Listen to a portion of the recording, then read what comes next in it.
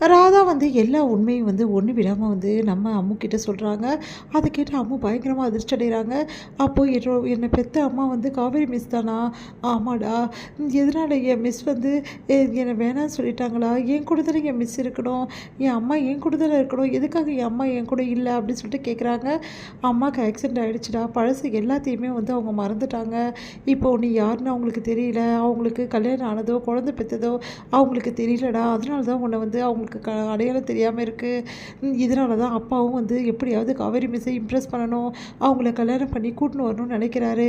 உன்னோட அம்மாவும் கூட சேர்த்து வைக்கணும்னு சொல்லிட்டு தான் காவேரி மிஸ்ஸை அவங்க குடும்பத்தையும் அப்பா சுற்றி சுற்றி வராருடா, இது தாண்டா காரணம் அப்படின்னோடனே அப்படியே அம்மா வந்து ஒன்றும் புரியாமல் அப்படி பார்த்துட்டே இருக்காங்க. இங்கே பாரு, இங்கே பாரு அம்மு, இந்த விஷயத்தை எக்காரணம் கொண்டு வந்து நீ வந்து காவேரி கிட்ட கேட்டிருக்கக்கூடாது சரியா? ஏன்னா நம்ம வந்து உங்கள் அம்மாவுக்கு ஞாபகப்படுத்தக்கூடாதாண்டா, ஞாபகப்படுத்தினா உங்கள் அம்மாவுக்கு ஏதாவது பிரச்சனை ஆகிடும்னு எல்லோரும் பயப்படுறாங்க. அதனால தான் இப்போ வரைக்கும் உங்கள் அம்மா கிட்ட எந்த விஷயமும் சொல்லாமல் இருக்கோம். ஓ, புரியுதாடா அப்படி சொல்லிட்டு சொல்கிறாங்க. இதனால் நீ எதையுமே வந்து யோசிக்கக்கூடாது, எப்பவும் போல தான் இருக்கணும். இந்த விஷயத்தை பற்றி நீ உங்கள் மிஸ்கிட்ட பேசக்கூடாது சரியா அப்படி சொல்லிட்டு போகிறாங்க. யோசிச்சுட்டே இருக்காங்க. நம்ம வந்து அம்மு இங்கே வந்து விஜய் வந்து வீட்டுக்கு வந்தோடனே அம்மு பார்த்துட்டு என்ன அம்மு உடம்பு எப்படி இருக்குது அப்படின்னு சொல்லிட்டு கை வச்சு பார்க்குறாரு. ஒன்றும் இல்லைப்பா அப்படின்னு சொல்லிட்டு குழந்தை படுத்துகிட்டே இருக்காங்க. ஒன்றும் புரியாது விஜய் வந்து என்ன அம்மு, ஏன் அம்மு இப்படி இருக்க, ரொம்ப உடம்பு சரியில்லையாடா, டாக்டர்கிட்ட போகலாமா அப்படின்றாங்க. உடனே வந்து குழந்தை வந்து அப்படியே கட்டிட்டு அழறா. என்ன ஆச்சு அம்முக்கு, எதுக்கு அழறா, என்னடா என்ன பண்ணுது உனக்கு, எதுக்காக இப்படி அழற அப்படின்னோடனே அப்பா எனக்கு காவேரி மிஸ் தான் அம்மா வைப்பா அப்படின்னு சொன்னோன்னே அப்படியே அதிர்ச்சி அடைகிறாங்க. உனக்கு யார் இதை சொன்னது, உனக்கு எப்படி தெரியும் அப்படின்னு கேட்குறாரு. அப்பா எனக்கு எல்லாமே தெரியும்ப்பா, பாட்டி என்கிட்ட எல்லாத்தையும் சொல்லிட்டாங்க.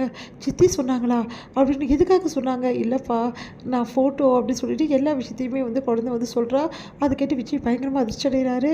உடனே வந்து எதுக்காக சித்தி இப்படி சொல்லிட்டாங்க குழந்தைகிட்ட, இப்போ நான் என்ன பண்ணுவேன், குழந்தை இப்படி சமாதானப்படுத்துவேன் அப்படின்னு சொல்லிட்டு யோசிக்கிறாரு. காவேரி மிஸ் தானே என் அம்மான்னு சொல்லிட்டு என்கிட்டயாவது சொல்லியிருக்காளப்பா, ஏன்ப்பா இவ்வளோ நாள் என்கிட்ட நீங்கள் சொல்லவே சொல்லலை அப்படின்னோடனே, நீ இப்படி அழறடா, இப்படி மனசு கஷ்டப்படுறல, அதனால தான்டா சொல்லலை. அப்புறம் அம்மா வேணும்னு நீ ஏங்கினேன்னா நான் என்ன பண்ணுவேன் அம்மு, அதனால தான் அம்மா சொல்லலை. சரிப்பா, அப்பாப்பா ப்ளீஸ்ப்பா, இப்போவே அம்மா பார்க்கணும், எனக்கு ரொம்ப ஆசையாக இருக்குப்பா.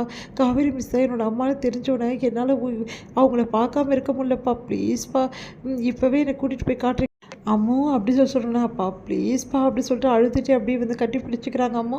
உடனே வந்து இங்கே பாரு அம்மு, உனக்கு உன் அம்மா வந்து காவேரின்னு தெரிஞ்சிச்சு, அதனால் நீ அவங்கள பார்க்கணுன்னு ஆசையாக இருக்க, ஆனால் நீ தான் அவங்க பொண்ணுன்னு அவங்களுக்கு தெரியாதுல்ல அம்மு அப்படின்னோடனே, அப்போது எப்போவுமே இங்கே சொல்லவே மாட்டிங்களாப்பா, தெரியவே தெரியாதா அப்படின்றாங்க. இல்லைடா, அவங்களுக்கு சொன்னால் ஏதாவது ஆயிடும், நாங்கள் பயத்தில் தானே சொல்லாமல் இருக்கோம், நீயும் எதுவும் சொல்லக்கூடாதுடா, உனக்கு உன் அம்மா வேணும்னா நீ சொல்லக்கூடாது சரியானோடனே, சரிப்பா நான் சொல்ல மாட்டேன்ப்பா, ஆனால் எனக்கு அவங்க அம்மான்னு தெரிஞ்சோடனே எனக்கு ரொம்ப கஷ்டமாக இருக்குப்பா, அவங்க கூட இருக்கணும் போல தோணுதுப்பா, ப்ளீஸ்ப்பா அப்படின்னோடனே என்ன பண்ணுறதுன்னு தெரியாமல் தவிக்கிறாரு விஜய். இவன் என்ன இப்படி சொல்கிறா அப்படி சொல்லிட்டு, காவேரிக்கு தெரியாது இந்த விஷயம், குழந்தை அம்மா பாசத்துக்காக ஏங்குறா, ஆனால் காவேரி என்ன பண்ணுறது, என்னால் ஒன்றுமே பண்ண முடியலையே அப்படின்னு சொல்லிட்டு சமாதானப்படுத்தி அப்படியே தூங்க வைக்கிறார் விஜய். இந்த விஷயம் வந்து ஏன் சித்தி சொன்னாங்க அப்படி சொல்லிட்டு டென்ஷனாக சித்தி அவங்க சித்தி போய் கேட்குறாரு. எதுக்கு சித்தி இப்படி சொன்னீங்க, நானும் என்னடா பண்ணுறது, அவள் கேட்டுகிட்டே இருந்தா, ஒரு கட்டத்தில் என்னால் தாங்க முடியாமல் சொல்லிட்டேன் விஜய் அப்படின்னோடனே, இப்போ எப்படி சமாளிக்க போகிறோன்னு தெரியலையே அப்படின்னு சொல்லிட்டு யோசிக்கிறாரு. அப்போ தாத்தா வந்து என்ன ராதா இப்படி பண்ணிட்டியம்மா அப்படின்னோடனே, நான் என்னப்பா பண்ணுறது, அவள் கேட்டுகிட்டே இருந்தா ஒரு கட்டத்தில், அதனால தான் தெரியாமல் சொல்லிட்டேன்ப்பா அப்படின்னோடனே, என்ன ராதா இப்படி பண்ணிட்ட, இவ்வளோ நாள் நான் சொல்ல இருந்த விஷயத்தை இப்படி சொல்லிட்டீங்களே சித்தி அப்படி சொல்லிட்டு, சரி குழந்தை வேறு ஏதாவது கேட்டாளா, அவள் அம்மா கிட்டே போகணுன்னு ஆசைப்பட்றா, காவேரி கூட இருக்கணும்னு ஆசைப்பட்றா, இப்போ என்ன பண்ணுறது எனக்கே ஒன்றும் புரியல. இப்போது காவேரிக்கிட்டே இந்த விஷயத்த சொல்ல முடியாது, ஆனால் குழந்தை எப்படி சமாதானப்படுத்த போகிறோன்னு தெரியல. இவ்வளோ நாள் அம்மா யாருன்னு தெரியாமல் அமைதியாக இருந்துட்டா, அம்மா அந்த உலகத்தை இல்லைன்னு நினச்சிக்கிட்டா, இப்போ கூடவே அம்மா வச்சுக்கிட்டா, அவள் எப்படி நான் வந்து அவரை கட்டுப்படுத்தி வைக்க முடியும்னு எனக்கு தெரியல தாத்தா, இவ்வளோ நடக்கும் தெரிஞ்சுன்னா சொல்லியிருக்கே மாட்டேன் விஜய் அப்படின்னு சொல்லிட்டு ஃபீல் பண்ணுறாங்க ராதா.